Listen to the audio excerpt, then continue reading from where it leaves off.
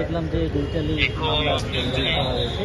আসলে কি কি ক্ষেত্রে কিভাবে পেমেন্টটা নিচ্ছেন আপনারা, আর কি কি অভিযোগ? সকল জরিমানাই পেমেন্টের কথা যদি বলি, আমাদের সকল জরিমানাই এখন তাহলে ভার্চুয়ালি নেওয়া যায়। সেটা হচ্ছে ভিসা কার্ড থাকলে ভিসা কার্ডে আমাদের এই পজ ডিভাইসের মাধ্যমে নেওয়া যায়, আর হচ্ছে বিকাশের অ্যাপ থাকলে বিকাশের অ্যাপসের মাধ্যমে নেওয়া যায়। আর যদি এখানে কি কি পাচ্ছি, ম্যাক্সিমাম হচ্ছে লাইসেন্স নাই, কাগজপত্র সাথে নাই, এই অফিসে ম্যাক্সিমাম পাচ্ছি।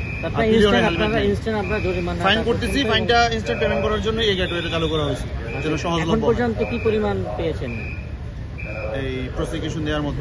মোটামুটি 30 মিনিটসে 6-7 জন প্রসিকিউশন করেছে। আর বাকিটা অনেকেই কাগজপত্র আনছে। হ্যাঁ, অনেকের নাই, ম্যাক্সিমাম 4-5টা গাড়ি আটকও আছে যে কাগজপত্র দেখার সাপেক্ষে নিয়ে যাবে। আসলে জরিমানাটা কত করে?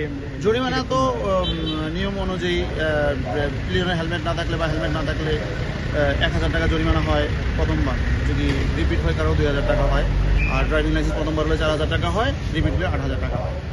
ড্রাইভিং লাইসেন্সের ক্ষেত্রে কোনো জরিমানা করেছেন এখন পর্যন্ত? করেছি, দুইটা ড্রাইভিং লাইসেন্স আর হেলমেটের ব্যাপারে।